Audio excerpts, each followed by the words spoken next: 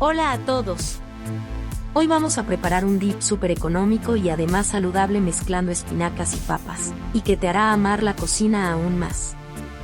Así que, si estás listo para aprender a hacer tu propio dip y así ahorrarte un buen dinero, quédate hasta el final y no olvides compartirlo con otros y darle me gusta y comentar. Antes de comenzar, echemos un vistazo a los ingredientes que necesitaremos para este increíble dip. Papas, espinacas frescas, manzana, cebolla, salsa sriracha, ajo en polvo y sal. Vamos a empezar. Primero, vamos a picar y hervir las papas, luego cortaremos la manzana en trozos pequeños y picaremos finamente la cebolla. ¿Están emocionados por esta deliciosa receta? Esto se pone aún mejor.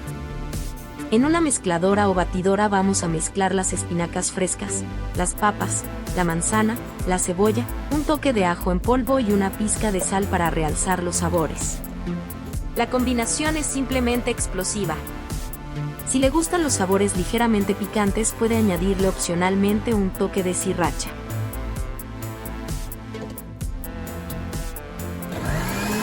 Si te está gustando esta receta y te parece interesante, asegúrate de darle me gusta y coméntame qué te pareció y compártelo con tus amigos y familiares. Y no olvides suscribirte para no perderte ni una de nuestras recetas. No te arrepentirás.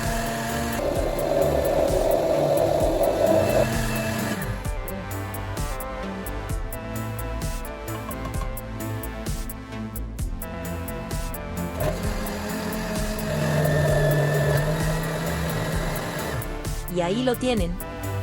Un dip delicioso que no puedes perderte. La mezcla de sabores es simplemente increíble, una explosión en tu paladar. Ya no compro más mayonesas ni dips en el mercado. Lo hago yo misma en casa.